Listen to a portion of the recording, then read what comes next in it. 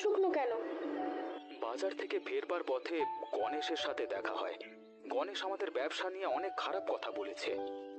খারাপ কথা? কিরকম খারাপ কথা বলছে? বলছে আমাদের ইলিশে আমরা কি মেশাই কে জানে, নইলে পচা ডোবার মাছের এত চাহিদা কেন হবে, আর আরো আরো যা নয় তাই বলছিল। আমি জানতাম কিছু লোক তোমাকে খারাপ কথা বলবেই। প্রথমে তো আমিও ভয় পেয়েছিলাম, কিন্তু মাছ তো ভালোই হচ্ছে, স্বাদও ভালো। হ্যাঁ, আমাদের মাছ সত্যি ভালো, কিন্তু ওদের খারাপ কথাগুলো কানে এলে খারাপ লাগে। তুমি ওসব কথায় কান দিও না তো। লোকের কাজই খারাপ কাজ। লোকের কাজই হলো কথা বলা। যখন দেখছে ভালো চলছে তখন হিংসা করছে। জানি, তবু মনটা খারাপ হয়ে যায়। ওরা আমাদের বদনাম করছে। ওরা যা খুশি বলুক, আমাদের মাছ যদি ভালো হয় লোকে ঠিক কিনবে। আমরা তো আর মিথ্যে কিছু বলছি না। হ্যাঁ, সেটাই তো কথা, কিন্তু আমার ভয় হয় যদি সত্যি সত্যি আমাদের বিক্রি কমে যায়। এত কষ্ট করে ব্যবসাটা দাঁড় করালাম। তুমি একদম ভেবো না তো। আমরা ঠিক কাজ করেছি, উপরওয়ালা নিশ্চয়ই দেখবেন। আর লোকের কথায় কান দিলে আর এগোনো যাবে না। তবু একটু সাবধানে থাকতে হবে, যদি ওরা সত্যি কোনো ঝামেলা করে। কি ঝামেলা করবে? তুমি ওদের কথায় বেশি কান দিও না। ওসব হিংসুটে লোকের সাথে লাগতে গেলে শুধু নিজেদেরই সময় নষ্ট হবে। তুমি ঠিক বলেছো শ্যামলী, আমারও মনে হয় ওদের পাত্তা না দেওয়াই ভালো। যত পাত্তা দেবে তত ওরা আরো বাড়াবাড়ি করবে। হ্যাঁ, সেটাই বুদ্ধিমানের কাজ হবে।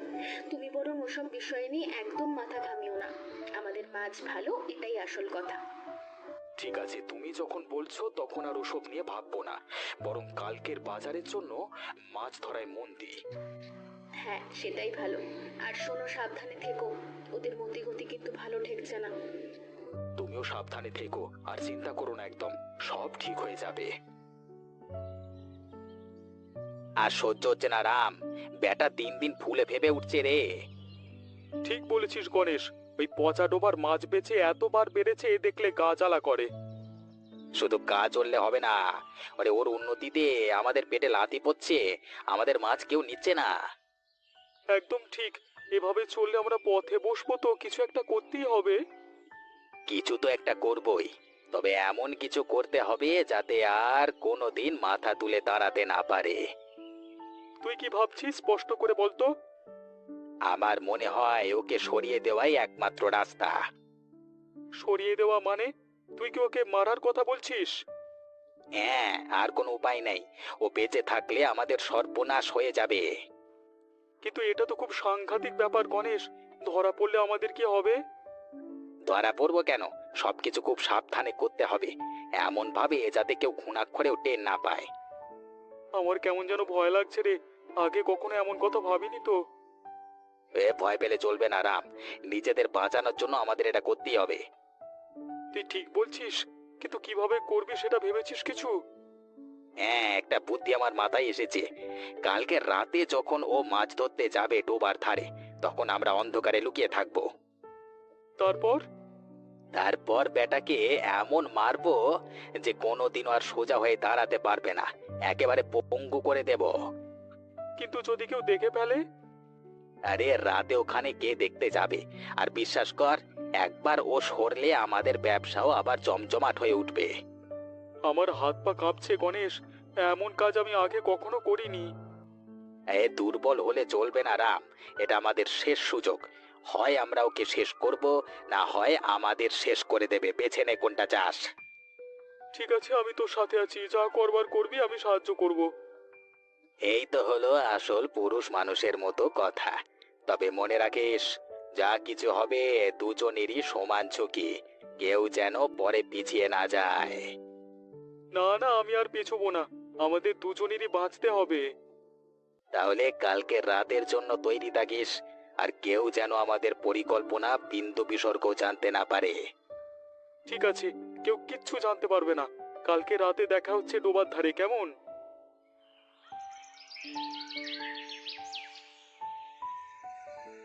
এই বেড়া, তোর এত সাহস আমাদের ব্যবসা লাটে তুলবি? তোরা তোরা তোরা তোর রাতে কি করছিস সেখানে, কি কি কি চাস? কি চাই? বড় লোক হওয়ার খুব শখ, হ্যাঁ? দেখ এখন তোর কি পরিণতি হয়। তোরা ভুল করছিস, আমি তোদের কোনো ক্ষতি করিনি। এই মিথ্যে বলিস না, তোর এই পচা মাছের জন্য আমাদের আজকে পথে বসবার জোগাড়। আমার মাছ ভালো বিক্রি হচ্ছে তাতে তোমাদের কি? লোকের পছন্দ হলেই তো কিনবে, তাই না?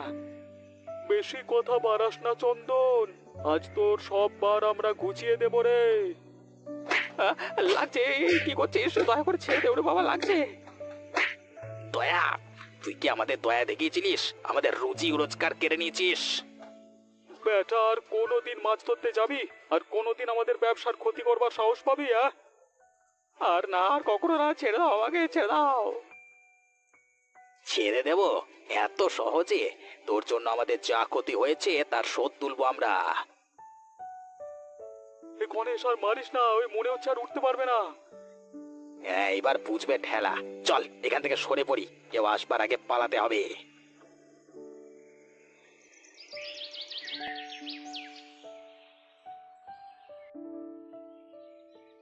একটু আরাম লাগছে এখন? ওষুধ খেয়েছো? হ্যাঁ, তবে ব্যথাটা কমছে না। মনে হচ্ছে পা দুটো আর কোনোদিন। অমন কথা বলো না, সব ঠিক হয়ে যাবে। ভালো ডাক্তার দেখালে সব ঠিক হয়ে যাবে। ডাক্তার? এত টাকা আমরা কোথায় পাবো শ্যামলী? আর আমার তো মনে হয় ওরা আমাকে মেরেই ফেলতে চেয়েছিল। আমি জানি ওই গণেশ আর রাম এমন নিষ্ঠুর হতে পারে আমি ভাবতেও পারিনি। হাতে প্রমাণ নেই তাই শাস্তি দিতে পারছি না। প্রমাণ ছাড়া কেউ আমাদের বিশ্বাসও করবে না। ওরা হিংসায় পাগল হয়ে গিয়েছিল শ্যামলী। আমাদের ভালো বিক্রি ওদের সহ্য হচ্ছিল না। এখন কি হবে বলো তো? তুমি তো বিছানা ছেড়ে উঠতে পারবে না। আমাদের সংসারটা চলবে কি করে? জানি না শ্যামলী, আমার খুব ভয় করছে। আমার মাথায় একটা বুদ্ধি এসেছে। কি বুদ্ধি এসেছে বলো দেখি। আমি বাজারে গিয়ে মাছ বিক্রি করব। না, তুমি একা যাবে? একদম না। কেন? আমি তো আগে তোমার সাথে গেছি। মাছ বিক্রি করতে পারবো না বুঝি? তুমি বোঝো না শ্যামলী, এখন পরিস্থিতি খারাপ।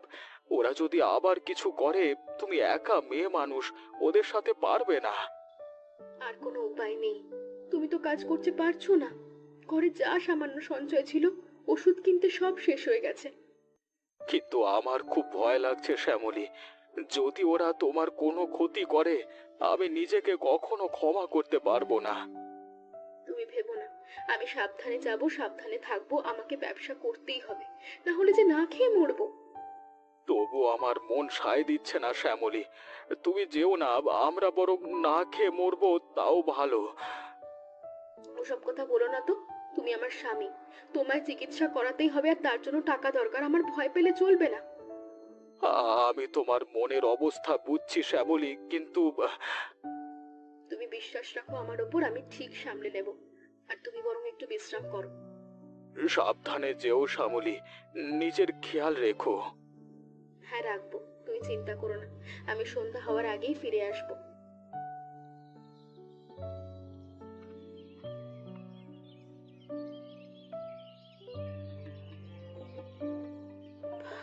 বেশ অনেকগুলো মাছ উঠলো তো। মাছ ধরা এতটাও কঠিন না। বাহ, মাছগুলো কত বড় বড় আর তাজা। এগুলো বিক্রি করলে বাজারে অনেক রোজগার হবে।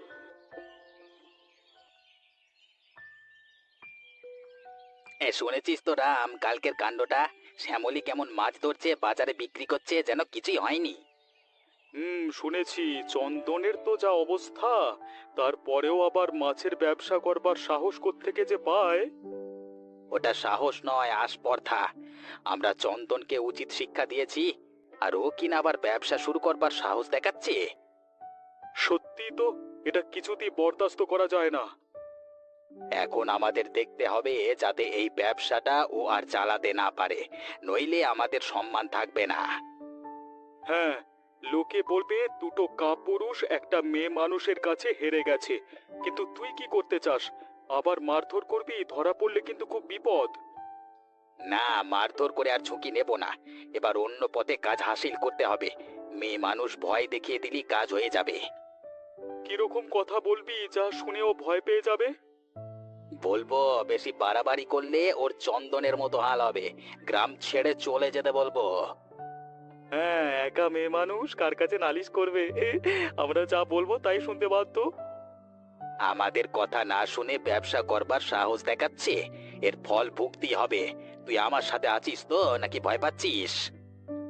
না না, ভয় পাচ্ছি না, আমি তোর সাথেই আছি। তবে কোনো তবে টবে না, আজ আমরা দুজনে যাব আর ভালো করে শাসিয়ে আসবো।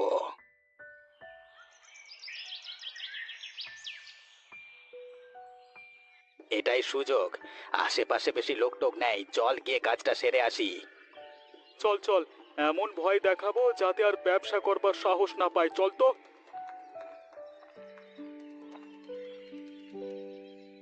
কিরে, লজ্জা শরম নেই তোর? এই বর তো পঙ্গু হয়ে ঘরে পড়ে আছে আর তুই এখানে রং দেখাচ্ছিস।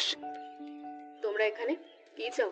আমাদের ব্যবসা বন্ধ করার জন্য একেবারে উঠে পড়ে লেগেছো কেন? তোর আবার ব্যবসা? ওই পচা ডোবার মাছ বেচে তুই বড় লোক হবি? ওই গায়ের লোকেদের রোগ ধরাবি নাকি? আমার মাছ ভালো, যারা খাচ্ছে তারা তো খুশি, তোমাদের কি সমস্যা? সমস্যা নেই? হ্যাঁ, তুই আমাদের মুখের গ্রাস কেড়ে নিচ্ছিস আর বলছিস সমস্যা নেই? তোর এত সাহস আসে কোত্থেকে শুনি? আমি তো কারোর কোনো ক্ষতি করছি না, নিজের পরিশ্রমে রোজগার করছি। বেশি বাড়াবাড়ি করিস না বলছি। ভালোই ভালোই তোর পঙ্গু বরকে নিয়ে গ্রাম ছেড়ে চলে যা। আমি কেন যাব? এই গ্রাম আমারও। আমি আর আমার স্বামী এখানেই থাকবো। তোমাদের যা করার করতে পারো, আমরা ভয় পাই না। দেখেছিস তো গণেশ, কত সাহস এই বউ মানুষের। এই সাহস দেখাচ্ছিস? তোর সাহস হয় ভেঙে দেবো। এই শোন ভালো করে, যদি নিজের ভালো চাস, কালকে সকালের আগে তোর বরকে নিয়ে গায়ের সীমানা পার হবি, ঠিক আছে? আর যদি না যাস তবে তোরও একই হাল হবে যেমন তোর বরের হয়েছে, মনে থাকে যেন কথাটা। আমরা কোথাও যাব না, তোমাদের যা করার করো, আমরা ভয় পাই না। এর সাথে কথা বলে লাভ নেই, কালকে সকালে দেখবো ওরা যায় কিনা। যদি না যায় তখন অন্য ব্যবস্থা নিতে হবে।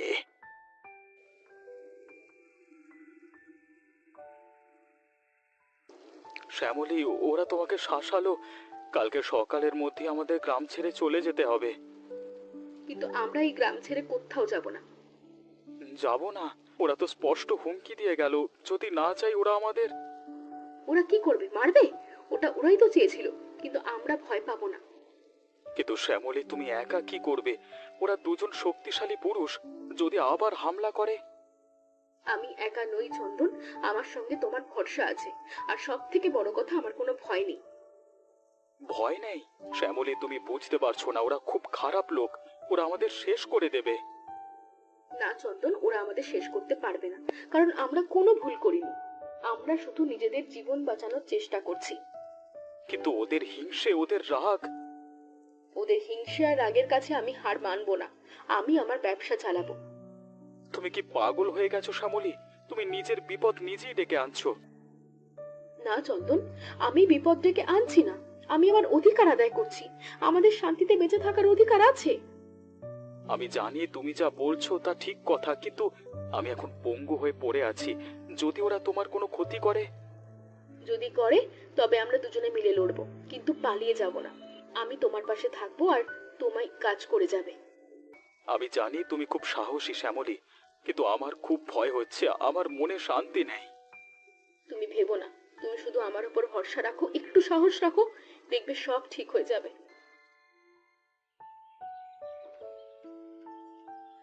দেখেছিস তো রাম, কত সাহস! হ্যাঁ, আমাদের কথা গাই মাখছে না রে। হ্যাঁ, আর ওর হাতে ওটা কি? ওটা তো দা। হ্যাঁ দেখছি তো, আমার মনে হয় আমাদের ভয় দেখাচ্ছে। ভয় দেখাচ্ছে আমাদের? সালা, আমরা ওকে ভয় দেখাবো রে? চল তো আজকে ওর শেষ দেখি ছাড়বো। কিরে, এই কালকে তোকে বলেছিলাম না গ্রাম ছেড়ে চলে যেতে, যাসনি? আবার এখন বাজারে যাচ্ছিস? তোমরা আমার ব্যবসার পেছনে লেগেছো, আমার স্বামীকে মেরে পঙ্গু করেছো, আর সহ্য করবো না। তুই একা মেয়ে মানুষ, আমাদের কি করবি? ভয় লাগাচ্ছিস? একা হলেও আমি আমার সম্মান আর আমার স্বামীর জন্য লড়তে জানি। আর তোমরা যদি আবার আমার ধারে কাছে আসার চেষ্টা করো, এই দা দিয়ে তোমাদের শেষ করে দেবো। তুই কি পাগল হয়েছিস? এই দাটা নামা, দাটা নামা বলছি। তোমরা আমার স্বামীকে মেরে পঙ্গু করেছো, আমার রোজগারের শেষ সম্বলটুকু কেড়ে নিয়েছো, আর তোমরা আশা করছো চুপ করে থাকবো? আর এক পা এগোলে খবর আছে। এই চল গণেশ, এর সাথে লাগা ঠিক হবে না, দেখছিস তো কেমন তেড়ে আসছে। এই কিন্তু চল বলছি, এখানে ঝামেলা করলে গ্রামের লোকচোর হয়ে যাবে, তখন আমাদের বিপদ। আর ভয় দেখিও না, এবার আমি আর ছেড়ে কথা বলবো না।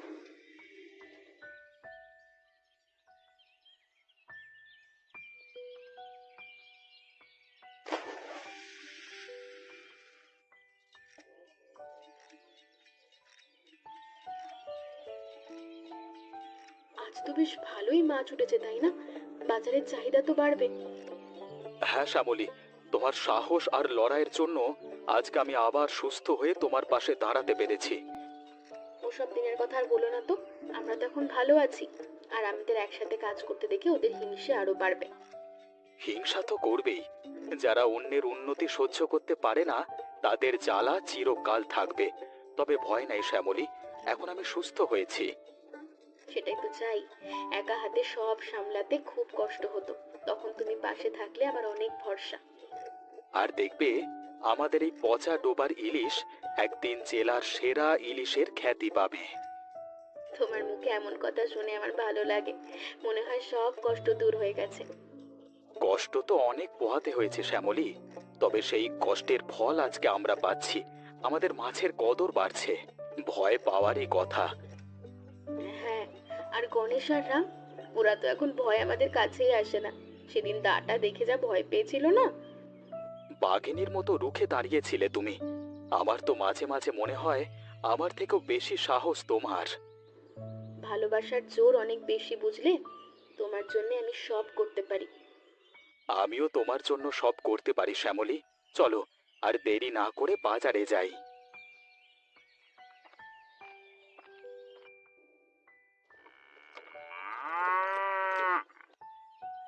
কই গো বৌদি, আমরা তো চলে এসেছি, এবার তোমরা নামো।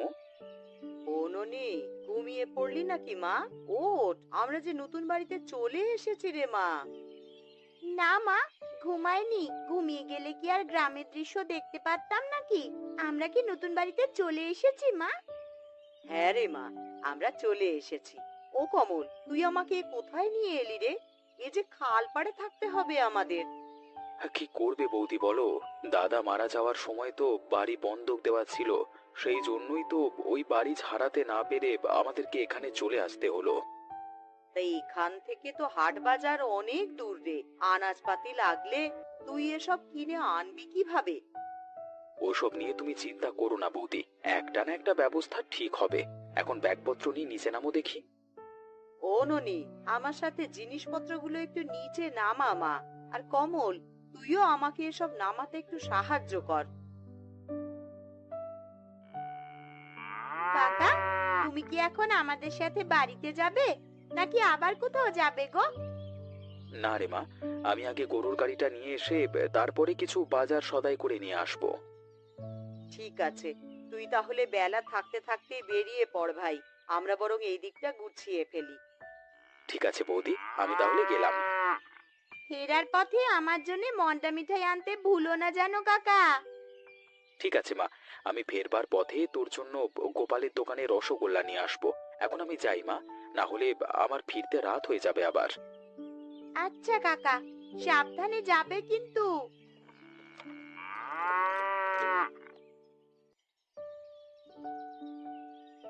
মেয়েটাকে সেই কখন খালে পাঠালাম থালা বাসনগুলো ধুয়ে আনার জন্য, তা সেই বেচারির তো কোনো খোঁজই নেই দেখছি। ননি, ও ননি, দুটো থালা বাসন মাজতে গিয়ে তো হারিয়ে গেলি দেখছি।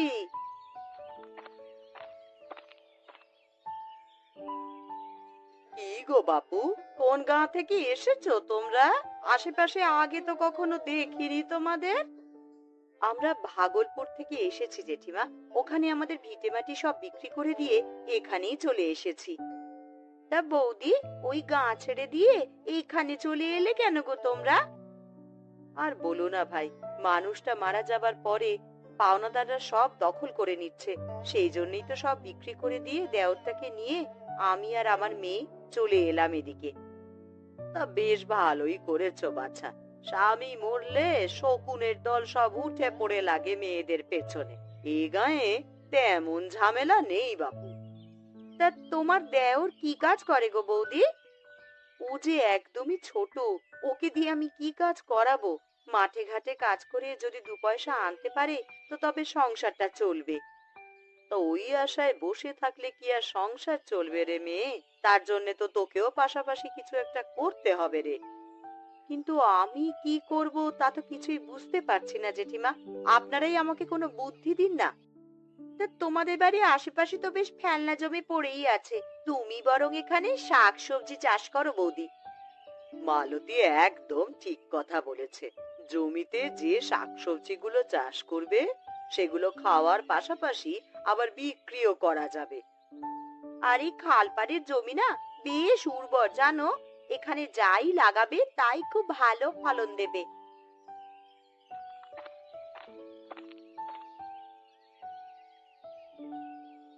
ওটা কে? তোমার মেয়ে নাকি গো বাছা? হ্যাঁ জেঠিমা, ও আমার মেয়ে ননিবালা। আহারে, এই ছোট বয়সে মেয়েটা অনাথ হয়ে গেল। কি মায়াবী চেহারা মেয়েটার। এই দুটো থালা বাসন ধুয়ে আনতে তোর এত সময় লাগে বুঝি? সেই কখন গেছিস খাল পাড়ে আর এখন এলি? কি করব মা, খালে নামতে যে ভয় লাগে, যদি পা পিছলে পড়ে যাই তো। ও, অভ্যাস হয়ে যাবে, ভয় পাস নে বাছা। আচ্ছা, আমরা এখন তাহলে যাই। কোনো কিছু দরকার পড়লে আমাদের বাড়িতে যাস। চল মালতী।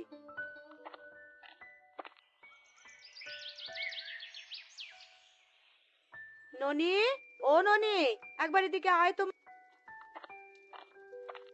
কি হয়েছে মা, আমাকে ডাকছো কেন?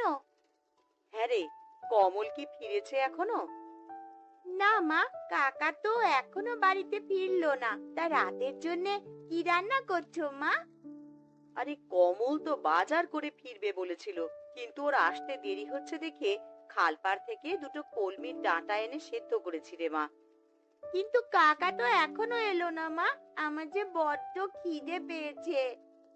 একটু ধৈর্য ধর মা, কমল এলেই তোদেরকে একসাথে খেতে দেবো। বৌদি, আরে ও বৌদি, কোথায় গেলে তুমি? এই দেখো বাজার করে নিয়ে এসেছি। আমরা রান্নাঘরে আছি রে কমল, রান্নাঘরে আয়। আমার জন্য মন্ডা মিঠাই নিয়ে এসেছো তো কাকা? হ্যাঁ রে মা, তোর জন্য রসগোল্লা নিয়ে এসেছি, বাজারের ব্যাগের মধ্যে আছে। তা তোর ফিরতে এত দেরি হলো কেন রে কমল? সেই সকালে বেরিয়েছিস আর এখন এলি। আর বলো না বৌদি সে কথা। গরুর গাড়ি নিয়ে ফেরবার পথে আমার জন্য কাজ খুঁজলাম। কাজ না করলে এই সংসার চালাবো কিভাবে? সেই জন্য ফিরতে একটু দেরি হয়ে গেল। নে, হাত মুখ ধুয়ে এসে খেতে বসে যা দেখি। বাজারের ব্যাগটা ওই কোনায় রেখে আয়। তোমার জন্য সে কখন থেকে অপেক্ষা করছি। তাড়াতাড়ি হাত মুখ ধুয়ে এসো কাকা, আমরা একসাথে খেতে বসবো। ঠিক আছে মা, আমি বাজারের ব্যাগটা রেখেই হাত মুখ ধুয়ে আসছি এক্ষুনি।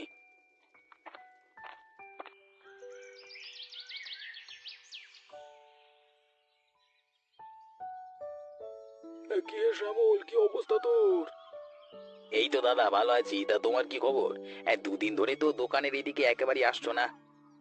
আসলে মাঠের কাজ করে আর সময় পাই না চা খেতে আসবার। এই দুদিন মাঠে খুব চাপ ছিল, সেই জন্য আর আসতে পারিনি রে। তা ভালোই করেছো, আয় রোজগারের দিকটা তো আগে দেখতে হবে। তা তোমাকে এক কাপ চা দেবো নাকি দাদা? হ্যাঁ দে না, তোর দোকানের চা খাবো বলি তো চলে এলাম সকাল সকাল। চা খেয়ে আবার হাটে যেতে হবে বাজার সদাই করতে। আমাদের এই খালপাড়ের গ্রামে একটা দোকান দরকার, যেখান থেকে সবাই তাদের নিত্য প্রয়োজনীয় জিনিস কিনতে পারবে। কিন্তু হাটের জিনিস এনে গ্রামে বিক্রি করতে গেলে যে দাম বেশি পড়ে যাবে রে শ্যামল, তখন কি আর কেউ কিনতে চাইবে? এই নাও দাদা তোমার চা। তবে এইটাও তুমি ঠিকই বলেছো, কিন্তু এত দূর গিয়ে কেনাকাটা করে ফিরে আসা যে বড্ড কষ্টকর আমাদের জন্য।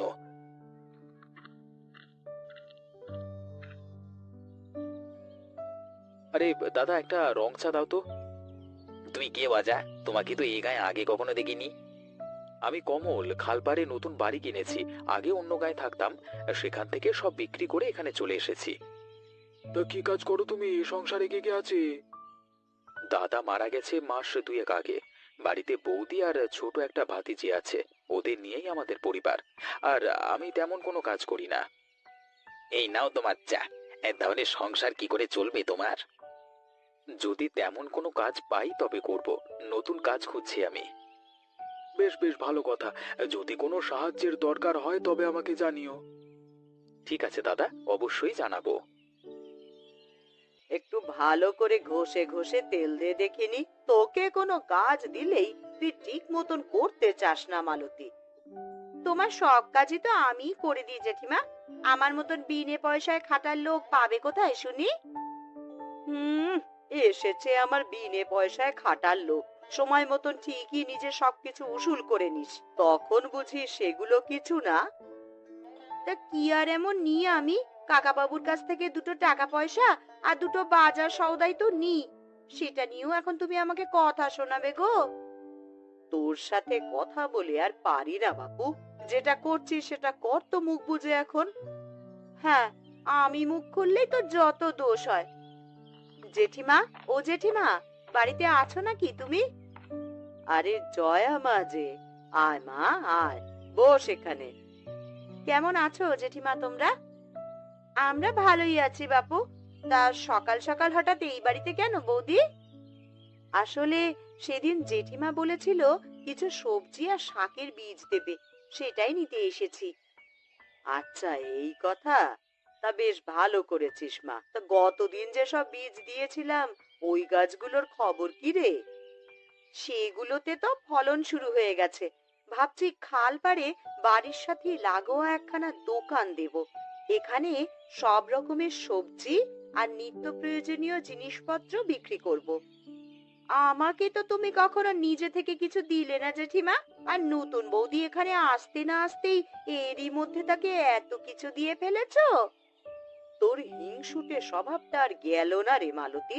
বলি বউটা বিপদে পড়ে এসেছে আমাদের এই খাল পাড়ে থাকতে, তাকে কি সাহায্য না করে থাকা যায়? থাক, হয়েছে হয়েছে, আমি বুঝতে পেরেছি। আমাকে দিতে গেলেই তো তোমার যত অসুবিধা। যা তো মালতী, রান্নাঘরে কিছু সবজির বীজ রাখা আছে, সেগুলো এনে জয়াকে দে মা। এই জয়া বৌদি আসার পর থেকেই দেখছি আমার ভারী ক্ষতি হয়ে গেল। না, এবার একটা কিছু না করলে তো হচ্ছে না। ও মালতী, কি ভাবছিস কি? না না না, কিছুই না। তুমি দাঁড়াও বৌদি, আমি এক্ষুনি তোমাকে বীজ এনে দিচ্ছি।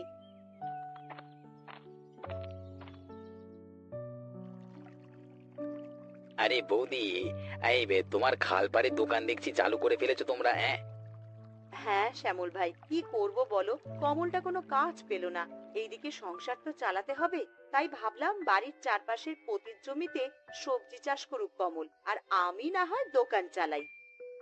বেশ ভালো করেছো বৌদি, তোমার দোকান হয়ে আমাদের খুব ভালো হয়েছে। এই 2 গ্রাম হেঁটে তবে হাটে যেতে হয় আমাদের। সেই জন্যই তো ভাবলাম এই দোকানটা দিই। এতে খালপাড়ের লোকজনদের আর দূরে যেতে হবে না সবজি কিনতে। কিন্তু বৌদি, শুধু সবজির দোকান দিলে কি আর হবে? সেই তো বাকি জিনিসপত্র কিনতে হাটে যাওয়াই লাগবে। কিন্তু হাটের কোনো মহাজনকে যে আমি চিনি না, যে তার থেকে বাকিতে মালপত্র এনে বিক্রি করে দোকান চালাবো। আজকে চা খেতে কুবের দাদা এলে আমি বরং দাদাকে তোমার দোকানে পাঠিয়ে দেবো। কুবের দাদার পরিচিত একজন মহাজন আছে হাটে। তাহলে তো খুবই ভালো হবে। কুবের এলে আমি কমলকে কুবেরের সাথে পাঠিয়ে দেব। ওরাই না হয় মহাজনের সাথে কথা বলে সব পাকাপাকি করে আসবে। এখন আমাকে কিছু সবজি দাও তো বৌদি, বাড়িতে কিছু রান্নার নেই। গিন্নিকে আজকে সবজি দিয়েই কাজ চালিয়ে নিতে বলি।